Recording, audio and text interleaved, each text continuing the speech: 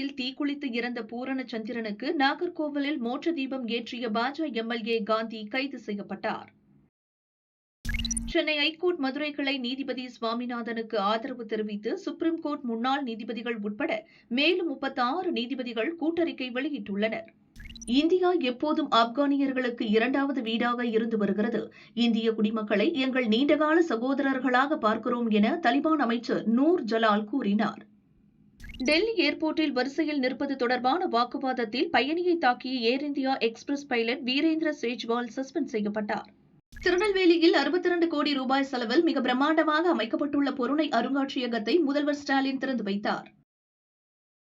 முட்டைகளில் nitro பியூரான் வேதிப்பொருள் இருப்பதாக தகவல் பரவிய நிலையில் அதனை இந்திய உணவு பாதுகாப்பு மற்றும் தர நிர்ணய ஆணையம் மறுத்தது. முட்டைகள் பாதுகாப்பானவைதான் என உறுதி செய்துள்ளது. பொருணை தமிழரின் பெருமை என உரக்க சொல்வோம். நம்முடைய பெருமையையும் வரலாற்றையும் நாம் முதலில் தெரிந்து கொண்டால்தான் உலகத்திற்கு அதை எடுத்து சொல்ல முடியும் என முதல்வர் ஸ்டாலின் கூறியுள்ளார். நவீனம், ஆன்மீகம் ஆகியவற்றின் கலவையே இந்திய கலாச்சாரத்தின் முக்கிய பலம் என ஜனாதிபதி திரௌபதி முர்மு பேசினார். சென்னை மத்திய கைலாஷ் பகுதியில் நடிகர் சிவகார்த்திகேயனின் கார் முன்னால் சென்ற கார் மீது மோதியது. இதனால் அங்கே சிறிது நேரம் வாக்குவாதம் நடந்தது. அப்பாவின் வாழ்க்கை வரலாற்று படத்தில் நடிக்க ஆசை, அதனை படமாக எடுக்க சரியான இயக்குனர் கிடைக்க வேண்டும் என விஜயகாந்த் மகன் சண்முக பாண்டியன் கூறினார். கோயில்களுக்கு மானிய விலையில் சிலைகள், வழிபாட்டு பொருட்கள் வழங்க உள்ளோம் என திருமலை திருப்பதி தேவஸ்தானம் அறிவித்துள்ளது. 100 நாள் வேலை திட்டத்திற்கு மாற்றாக கொண்டுவரப்பட்ட திட்டத்தை எதிர்த்து நாடு தழுவிய போராட்டம் நடத்த காங்கிரஸ் தொண்டர்களுக்கு சோனியா அழைப்பு விடுத்துள்ளார். வங்கதேசத்தில் வன்முறையில் ஈடுபட்டு வரும் போராட்டக்காரர்கள் அந்நாட்டின் பார்லிமென்ட்டிற்குள் நுழைய முயற்சித்ததால் பதற்றம் நீடிக்கிறது. இராணுவத்தினர் பாதுகாப்பு பணியில் ஈடுபட்டுள்ளனர். உக்ரைனின் ஒடிசா நகரில் உள்ள துறைமுகம், அங்குள்ள குடியிருப்பு பகுதிகளை குறிவைத்து இன்று ரஷ்யா நடத்திய தாக்குதலில் உக்ரைனில் 8 பேர் பலியாகினர், 27 பேர் படுகாயமடைந்தனர். தர்மபுரி பொம்மிடி அருகே அரசுக்கு சொந்தமான நிலத்தில் நடக்கும் மண் மற்றும் கனிம வளங்கள் கொள்ளைக்கு எதிராக பொதுமக்கள் சாலை மறியல் செய்தனர். முதல்வர் ஸ்டாலின் தலைமையில் ஞாயிறன்று மாலை நடக்க இருந்த மாவட்ட செயலாளர்கள் கூட்டம் தேதி குறிப்பிடாமல் ஒத்திவைக்கப்படுகிறது என துணை முதல்வர் உதயநிதி அறிவித்துள்ளார். கம்போடியா எல்லையில் உள்ள பொதுமக்கள் வசிக்கும் இடங்களில் தாய்லாந்து மீண்டும் தாக்குதல்களை நடத்தியுள்ளது. தாக்குதலை நிறுத்த சர்வதேச சமூகம் நடவடிக்கை எடுக்க வேண்டும் என கம்போடியா தெரிவித்துள்ளது. கரூர் மாவட்டம் சின்னரெட்டியப்பட்டி ஊராட்சி பள்ளியில் சாதிய பாகுபாடு காரணமாக காலை உணவு திட்ட பணியாளர் நிரோஷா வேலையிலிருந்து நீக்கப்பட்டார். சென்னை ஹைகோர்ட் முன்புள்ள சாலையில் சாலையோர வியாபாரம் நடைபெறவில்லை என்பதை உறுதி செய்ய வேண்டும் என சென்னை ஹைகோர்ட் உத்தரவிட்டுள்ளது. சிறப்பு குழுவை அமைத்து கண்காணிக்க சென்னை மாநகராட்சி ஆணையருக்கு உத்தரவிடப்பட்டுள்ளது. கேரள மாநிலம் வயநாடு அருகே 65 வயதான முதியவர் கூமன் என்பவரை புலி தாக்கியது. விறகு எடுக்க காட்டுக்குள் சென்றபோது நடந்த இந்த சம்பவத்தில் அவர் சம்பவ இடத்திலேயே இறந்தார். அசாம் தலைநகர் கவுஹாத்தியில் லோக்பிரியா கோபிநாத் படோலி விமான நிலைய புதிய முனையத்தை பிரதமர் திறந்து வைத்தார். மனிதர்களை விண்வெளிக்கு அனுப்பும் இஸ்ரோவின் ககன்யான் திட்டத்தில் பாராசூட் சோதனை வெற்றிகரமாக நடத்தி முடிக்கப்பட்டுள்ளது. வெளிநாட்டு பயணங்களின் போதெல்லாம் இந்தியாவின் நலன்கள் மற்றும் ஒருமைப்பாட்டுக்கு எதிரானவர்களை காங்கிரஸ் எம்பி ராகுல் சந்தித்து சதி செய்கிறார் என பாஜக குற்றம் சாட்டியுள்ளது. கோவை மதுக்கரையில் செயற்கை நுண்ணறிவு அடிப்படையிலான எச்சரிக்கை அமைப்பு மூலமாக கடந்த 2 ஆண்டுகளில் யானைகள் எதுவும் ரயிலில் அடிபட்டு இறக்கவில்லை என வனத்துறை கூடுதல் தலைமை செயலாளர் சுப்ரியா சாஹூ கூறினார். இந்திய கிரிக்கெட் அணியின் நட்சத்திர வீரர் விராட் கோலி நீண்ட இடைவேளைக்கு பின் உள்ளூர் போட்டிகளில் பங்கேற்கிறார். விஜய் ஹசாரே கோப்பைக்கான போட்டியில் டெல்லி அணிக்காக விளையாட உள்ளார். மேற்கு வங்கத்தில் ஊடுருவல்காரர்களுக்கு திரிணாமுல் காங்கிரஸ் ஆதரவு கிடைக்கிறது. அவர்களின் காட்டு ஆட்சிக்கு முடிவு கட்டி இரட்டை என்ஜின் அரசாங்கத்தை அமைப்போம் என பிரதமர் மோடி கூறினார்.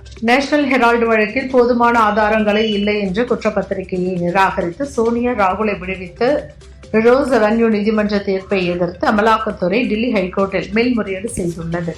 இந்தியாவில் காப்புரிமை தாக்கல் செய்வதில் தமிழகம் முன்னிலையில் உள்ளது.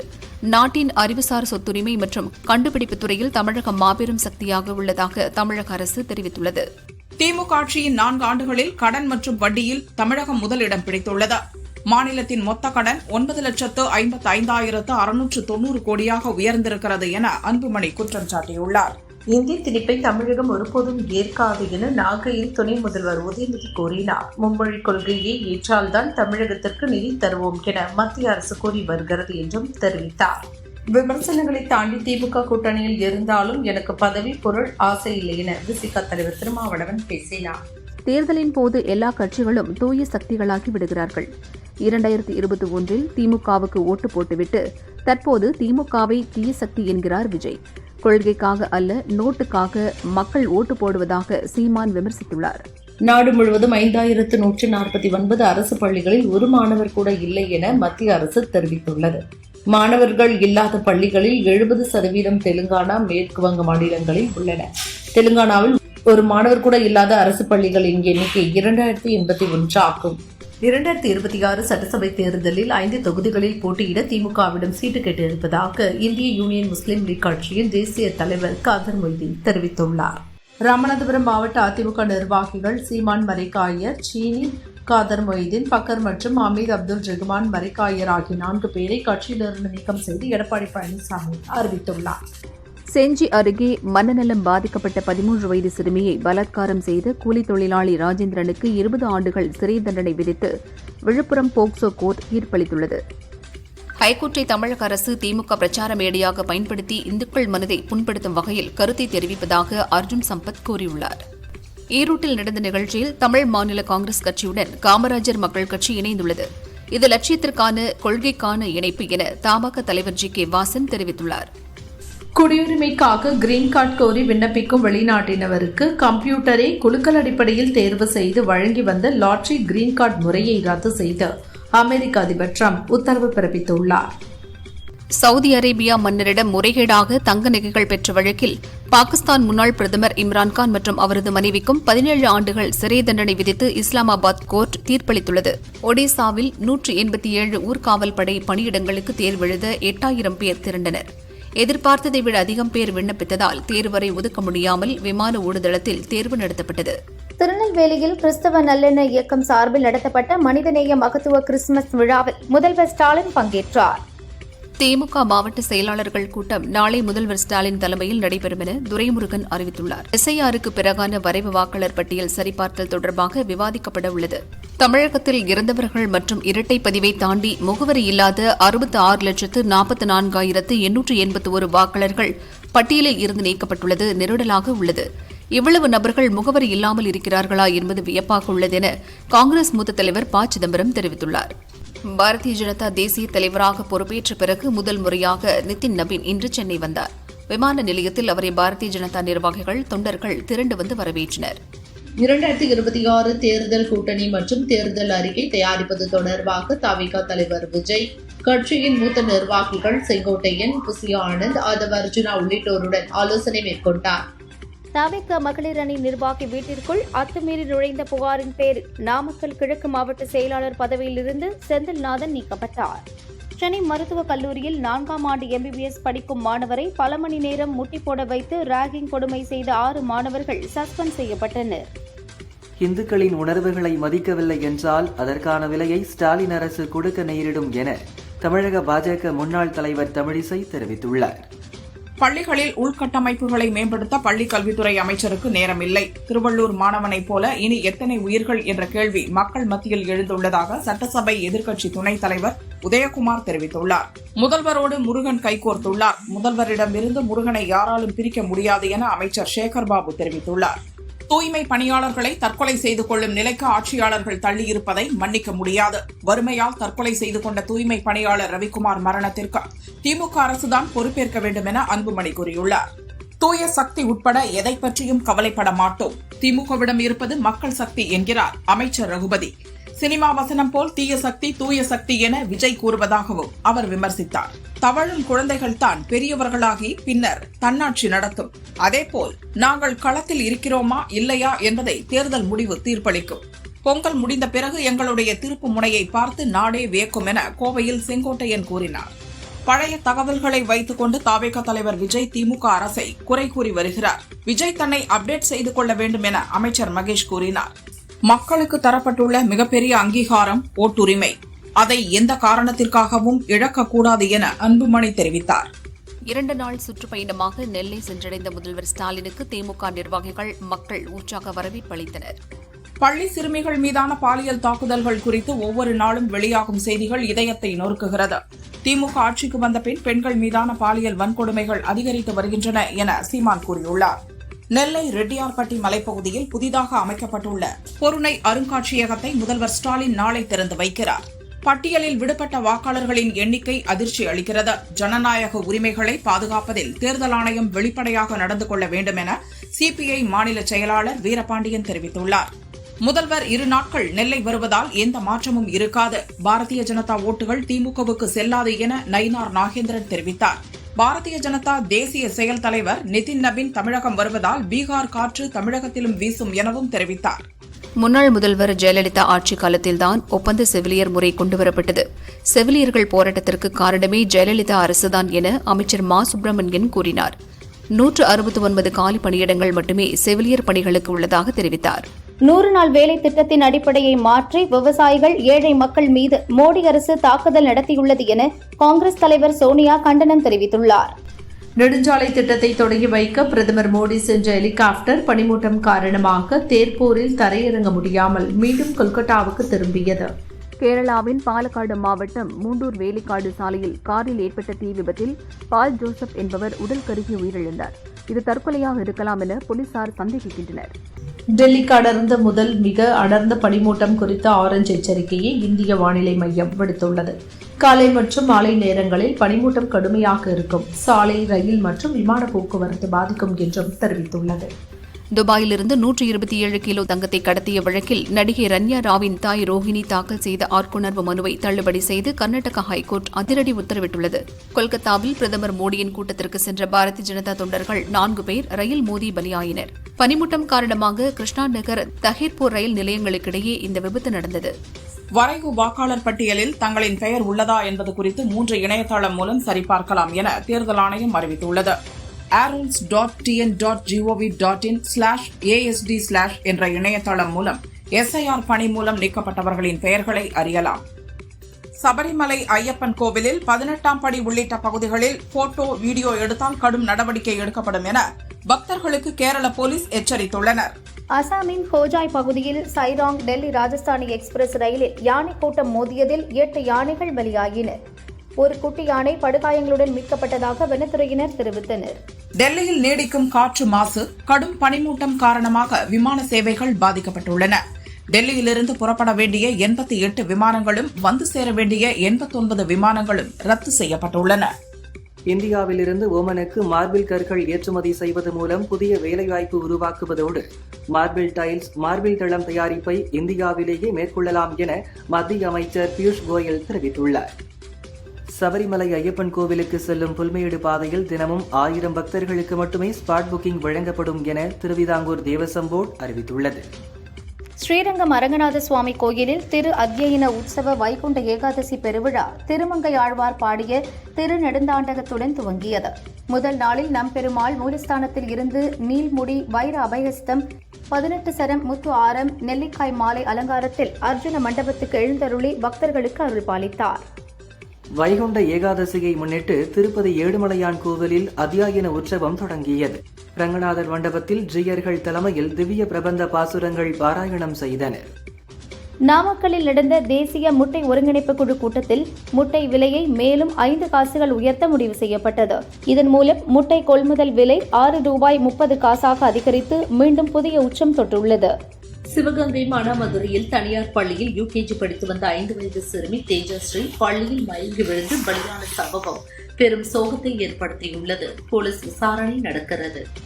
கிறிஸ்துமஸ் புத்தாண்டு தொடர் விடுமுறை காரணமாக உதகையில் சுற்றுலா பயணிகளின் வருகை அதிகரித்துள்ளது. குவிந்து வரும் மக்களால் போக்குவரத்து பாதிப்பு ஏற்பட்டு ஆம்புலன்ஸ் கூட செல்ல முடியாமல் நிலை ஏற்பட்டது. கன்னியாகுமரி கடல் பகுதியில் எண்ணெய் ஏற்றி வந்த கப்பல் மோதியதில் 3 நாட்டு படகுகள் சேதமானது. அதிர்ஷ்டவசமாக மீனவர்கள் உயிர் தப்பினர். அவர்களை காப்பாற்றிய சக மீனவர்கள் தேங்காய்பட்டினம் துறைமுகத்திற்கு அழைத்து சென்றனர். கொடைக்கானலில் தொடரும் உறை பனியால் 0 டிகிரி செல்சியஸ் வெப்பநிலையை நெருங்கும் சூழல் ஏற்பட்டுள்ளது. புற்கள், செடிகளில் உறைபனி படர்ந்து காணப்பட்டது. மினி காஷ்மீராக மாறிய கொடைக்கானலை சுற்றுலா பயணிகள் கண்டு ரசித்தனர். ஒப்பந்த செவிலியர்களை பணி நியமனம் செய்ய வேண்டும் உள்ளிட்ட பல்வேறு கோரிக்கைகளை வலியுறுத்தி அரியலூர் அரசு மருத்துவக் கல்லூரி வளாகத்தில் 100க்கும் மேற்பட்ட செவிலியர்கள் பணியை புறக்கணித்து போராட்டத்தில் ஈடுபட்டனர். நல்ல நண்பரை இழந்துவிட்டதாக மலையாள நடிகர் சீனிவாசன் மறைவு குறித்து ரஜினிகாந்த் உருக்கமாக தெரிவித்துள்ளார். சீனிவாசன் மிகச்சிறந்த நடிகர், நல்ல மனிதர் என புகழ்ந்துள்ளார்.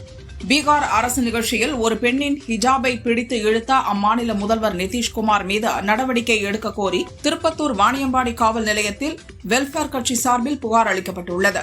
ஹொசூர் வனப்பகுதியிலிருந்து வெளியேறிய 5 காட்டு யானைகள் கசவகட்டா ஏரி பகுதியில் முகாமிட்டுள்ளதால் அப்பகுதி மக்கள் பாதுகாப்பாகவும் எச்சரிக்கையுடனும் இருக்குமாறு வனத்துறையினர் அறிவுறுத்தியுள்ளனர். சென்னை அண்ணா சாலையில் உள்ள பிஎஸ்என்எல் அலுவலகத்தில் ஏற்பட்ட தீ விபத்தால் மின்வாரிய ஆன்லைன் சேவை பாதிக்கப்பட்டது. ஆன்லைன் விண்ணப்பம், பணம் செலுத்துதல், புகார் பதிவு உள்ளிட்ட சேவைகள் பாதிக்கப்பட்டுள்ளன. தமிழகத்தில் எஸ்ஐஆர் பட்டியல் நேற்று வெளியான நிலையில் கோவை மாவட்டத்தில் மட்டும் 6,50,590 பேர் நீக்கப்பட்டுள்ளனர். அதில் சரிபாதி பேர் நிரந்தரமாக குடிபெயர்ந்த வாக்காளர்கள் என தெரிவிக்கப்பட்டுள்ளது. சென்னை OMCA மைதானத்தில் ஜனவரி 8ஆம் தேதி முதல்வர் ஸ்டாலின் புத்தக கண்காட்சியை தொடங்கி வைக்கிறார். 21ஆம் தேதி வரை நடைபெற உள்ளது. தொடக்க விழாவில் 2026ஆம் ஆண்டுக்கான பொற்கிழி விருதுகள் வழங்கப்படுகிறது. ஸ்ரீஹரிகோட்டாவில் LVM-3 M6 ராக்கெட் விண்ணில் செலுத்தப்பட உள்ளதால் வரும் 24ஆம் தேதி பழவேற்காடு மீனவர்கள் கடலுக்கு செல்ல தடை விதிக்கப்பட்டுள்ளது. விவசாயிகள் தட்கல் மூலம் மின் இணைப்பு பெற வரும் டிசம்பர் 31 வரை விண்ணப்பிக்கலாம் என தமிழக மின் பகிர்மான கழகம் அறிவித்துள்ளது. விழுப்புரம் மாவட்டம் விக்கிரவாண்டி அருகே சென்ற ஆம்னி பஸ் சங்கராபரணி ஆற்று மேம்பால தடுப்பில் மோதி விபத்துக்குள்ளானதில் 13 பயணிகள் பலத்த காயமடைந்தனர். அவர்கள் விழுப்புரம் அரசு மருத்துவமனையில் சிகிச்சைக்காக அனுமதிக்கப்பட்டுள்ளனர்.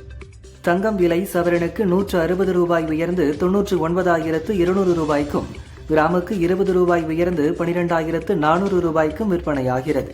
வெள்ளி கிராமுக்கு 5 ரூபாய் உயர்ந்து 1 கிராம் 226 ரூபாய்க்கு விற்பனை செய்யப்படுகிறது. பனிமூட்டம் காரணமாக சென்னையில் புறநகர் ரயில்கள் 25 நிமிடம் தாமதமாக இயக்கப்பட்டது. திருவள்ளூர், திருத்தணி, அரக்கோணம், கும்மிடிப்பூண்டியிலிருந்து சென்ட்ரலுக்கு வந்த மின்சார ரயில்கள் தாமதமாக வந்து சேர்ந்தன. சென்னை அண்ணா சாலையில் உள்ள BSNL ஆபீஸின் 2வது தளத்தில் தீப்பிடித்தது. விபத்தில் ஏராளமான மின்சாதன பொருட்கள் சேதமடைந்தது. 5 வாகனங்களில் சென்ற தீயணைப்புத் துறையினர் தீ அணைக்கும் பணியில் ஈடுபட்டனர். திருப்பரங்குன்றம் விவகாரத்தில் உயிரிழந்த பூர்ணச்சந்திரன் குடும்பத்திற்கு தனியார் நிறுவனம் சார்பாக 10 லட்சம் ரூபாய் நிதியுதவி வழங்கப்பட்டது. அரசியல் கட்சி தலைவர்களின் ரோட் ஷோ மற்றும் பொதுக்கூட்டங்கள் போன்றவற்றுக்கு அனுமதி வழங்கும் போது அக்கட்சிகள் பின்பற்ற வேண்டிய நிலையான வழிகாட்டு விதிமுறைகளை ஜனவரி 5ஆம் தேதிக்குள் வெளியிட வேண்டும் என தமிழக அரசுக்கு சென்னை ஹைகோர்ட் உத்தரவிட்டுள்ளது. முதல்வர் ஸ்டாலின் வருகையை முன்னிட்டு நெல்லையில் இன்றும் நாளையும் ட்ரோன்கள் பறக்க தடை விதிக்கப்பட்டுள்ளது. திமுக அரசின் தேர்தல் வாக்குறுதிகளை நிறைவேற்ற வலியுறுத்தி போட்டோ ஜியோ சார்பில் வரும் ஜனவரி 6ஆம் தேதி முதல் காலவரையற்ற வேலைநிறுத்த போராட்டம் நடத்தப்படும் என அதன் மாநில தலைமை ஒருங்கிணைப்பாளர் அமிர்தகுமார் தெரிவித்துள்ளார். வரைவு வாக்காளர் பட்டியலில் பெயர் சேர்க்க திருத்தம் செய்ய சென்னை மாநகராட்சியில் உள்ள அனைத்து வாக்குச்சாவடிகளிலும் இன்றும் நாளையும் சிறப்பு முகாம் நடைபெறுகிறது. 100 நாள் வேலை திட்டத்திற்கு மாற்றான புதிய சட்டத்துக்கு எதிர்ப்பு தெரிவித்து வரும் 24ஆம் தேதி ஆர்ப்பாட்டம் நடத்தப்படும் என திமுக கூட்டணி அறிவித்துள்ளது. ஜனவரி 12க்கு பிறகு ஆதார் இணைக்கப்பட்டிருந்தால் மட்டுமே ரயில் டிக்கெட் முன்பதிவு செய்ய அனுமதிக்கப்படும் என ரயில்வே வாரியம் தெரிவித்துள்ளது. செக் மோசடி வழக்கில் திரைப்பட இயக்குநர் லிங்குசாமி மற்றும் அவரது சகோதரர் சுபாஷ் சந்திரபோஸ் ஆகியோருக்கு தலா ஓராண்டு சிறை தண்டனை விதித்து சென்னை நீதிமன்றம் உத்தரவிட்டுள்ளது. கோவையில் போலி நகையை அடகு வைத்த ஆத்திரத்தில் பெண்ணை மரக்கட்டையால் தாக்கி கொலை செய்த அடகுக்கடை உரிமையாளர் ராஜாராமை போலீசார் கைது செய்து சிறையில் அடைத்தனர். கடை ஊழியர் மகேந்திரனை சரவணம்பட்டி போலீசார் தேடுகின்றனர். பொள்ளாச்சி புரவிப்பாளையத்தில் அஞ்சலக கணக்கில் பணம் செலுத்துவதாக கூறி பொதுமக்களின் பணம் 1,46,734 ரூபாயை கையாடல் செய்த தபால் ஊழியர் ஜெயக்குமாரை போலீசார் கைது செய்து பொள்ளாச்சி கிளை சிறையில் அடைத்தனர். திருவள்ளூரில் 2,50,00,000 கோடி காப்பீடு பணத்துக்காக பாம்பை விட்டு தந்தையை கொலை செய்த மகன்கள் மோகன்ராஜ், ஹரிஹரன் உட்பட 6 பேரை போலீசார் கைது செய்து புழல் சிறையில் அடைத்தனர். வங்கதேச வன்முறையில் இந்திய இளைஞர் எரித்துக் கொல்லப்பட்ட சம்பவத்தில் 7 பேர் கைது செய்யப்பட்டதாக அந்நாட்டு இடைக்கால அரசின் தலைவர் முகமது யூனூஸ் தெரிவித்துள்ளார். தைவான் தலைநகர் தைபேயில் உள்ள மெட்ரோ ரயில் நிலையத்தில் புகுந்த வாலிபர் ஒருவர் கண்ணீர் புகை கொண்டு வீசி பயணிகளை கத்தியால் குத்தினார். 3 பேர் பலியான நிலையில் 9 பேர் மருத்துவமனையில் சேர்க்கப்பட்டனர். சவுதி அரேபியாவின் தலைநகர் ரியாத், தபுக், ஹெயில், ட்ரோஜனா உள்ளிட்ட பகுதிகள் பனிப்பொழிவால் பாதிக்கப்பட்டுள்ளன. வானிலை மோசமடைந்துள்ளதால் பொதுமக்கள் எச்சரிக்கையுடன் இருக்க அறிவுறுத்தப்பட்டுள்ளது. அடுத்த ஆண்டு நடைபெறவுள்ள T20 உலகக்கோப்பைக்கான இந்திய அணி அறிவிக்கப்பட்டது. கேப்டனாக சூரியகுமார் யாதவ், துணை கேப்டன் அக்ஷர் பட்டேலும் களமிறங்குகின்றனர். பிப்ரவரி 7ஆம் தேதி முதல் மார்ச் 8 வரை போட்டிகள் நடைபெறவுள்ளது. தென்னாப்பிரிக்காவுக்கு எதிராக நேற்று நடந்த கடைசி T20 போட்டியில் இந்திய வீரர் ஹர்திக் பாண்டியா விளாசிய சிக்ஸர் பந்து கேமராமேன் மீது விழுந்ததில் அவர் காயமடைந்தார். போட்டி முடிந்த பிறகு காயமடைந்த கேமராமேனை ஹார்திக் பாண்டியா கட்டியணைத்து நலம் விசாரித்தார். சுதா கோங்கரா இயக்கத்தில் சிவகார்த்திகேயன், ரவிமோகன், அதர்வா, ஸ்ரீலீலா உள்ளிட்டோர் நடித்துள்ள படம் பராசக்தி. ஜி.வி. பிரகாஷ் இசையமைத்துள்ளார். பொங்கலை முன்னிட்டு ஜனவரி 14 படம் வெளியாகும் சூழலில் அதற்கு முன்னதாக படத்தின் இசை வெளியீட்டு விழாவை சென்னை நேரு உள்விளையாட்டு அரங்கில் ஜனவரி 3 பிரம்மாண்டமாய் நடத்த திட்டமிட்டுள்ளனர். நடிகை தமன்னாவிற்கு தென்னிந்திய மொழிகளில் போதிய பட வாய்ப்பு இல்லை. அதே சமயம் ஹிந்தியில் பிஸியாக உள்ளார். அவர் கைவசம் 5 படங்கள் உள்ளன. தற்போது இயக்குனர் சாந்தாராமின் வாழ்க்கை படத்தில் நடிகை ஜெயஸ்ரீ வேடத்தில் நடிக்கிறார். இது தவிர ஷாஹித் கபூரின் ஓ ரோமியோ, ரோஹித் ஷெட்டி இயக்கும் ஒரு படம், இன்னும் 2 படங்களில் அவர் ஒப்பந்தமாகியுள்ளார். தமிழ் திரைப்பட தயாரிப்பாளர் சங்கத்திற்கு அடுத்த ஆண்டு பிப்ரவரி 22 தேர்தல் நடக்கிறது. இதில் தற்போதைய சங்க தலைவர் முரளி ராமசாமி அணியும், அதற்கு போட்டியாக லைகா தமிழ்குமரன் அணியும், தயாரிப்பாளர் கதிரேசன் தலைமையில் ஒரு அணியும், தயாரிப்பாளர் மன்னன் தலைமையில் ஒரு அணியும், சிறுபட தயாரிப்பாளர்கள் இணைந்து ஒரு அணி என மொத்தம் 5 அணிகளாக மோதுகிறார்கள். இது ரீ-ரிலீஸ் ட்ரெண்ட் காலம். அட்டகாசம், படையப்பா என இந்த ஆண்டில் பல படங்கள் ரீ-ரிலீஸ் ஆகின. அடுத்து 2011 வெளியான அஜித்தின் 50வது படமான மங்காத்தா ரீ-ரிலீஸ் ஆகிறது. வெங்கட் பிரபு இயக்கிய இப்படத்தில் அர்ஜுன், த்ரிஷா, அஞ்சலி உள்ளிட்ட பலர் நடித்தனர். ஜனவரி 23 ரிலீஸ் செய்ய திட்டமிட்டுள்ளனர். விக்ரம் பிரபுவின் 25வது படமான சிறை டிசம்பர் 25 ரிலீஸ் ஆகிறது. இவர் கூறுகையில், கும்கையில் ஆரம்பித்த என் பயணம் 25 படம் வரை வெற்றிகரமாக வந்துள்ளது மகிழ்ச்சி. சினிமாவை ஆர்ட்டாக நினைக்கிறேன். தாத்தா சிவாஜியின் வாழ்க்கை படம் உருவானால் அதில் நான் நடிக்க மாட்டேன். என்றும் ஒரே சிவாஜி தான். அப்பாவுடன் மீண்டும் நடிக்க கதைகள் கேட்கிறேன் என்றார். இயக்குனர் செல்வராகவன் மனைவி கீதாஞ்சலியை பிரிந்து வாழ்வதாக கூறப்படுகிறது. இவர் வெளியிட்ட பதிவில், திடீரென உங்களுக்கு அனைத்தும் தவறாய் போகும். சுற்றி உள்ளவர்கள் துரோகம் செய்வது நன்றாய் தெரியும். நீ எல்லாம் கடவுளா, உனக்கு எவ்வளவு பூஜை செய்து வழிபட்டேன் என பிதற்றுவீர்கள். அப்போது அமைதியாய் இருங்கள். சில காலம்தான் பெரும் மழை பனியாய் போகும். அனைத்தும் சரியாகிவிடும் என குறிப்பிட்டுள்ளார். பிரபல மலையாள நடிகர் ஸ்ரீனிவாசன் உடல்நலக் குறைவால் காலமானார். அவருக்கு வயது 69. மலையாள திரையுலகில் திரைக்கதை எழுத்தாளராகவும், இயக்குநராகவும், தயாரிப்பாளராகவும் புகழ்பெற்றவர்.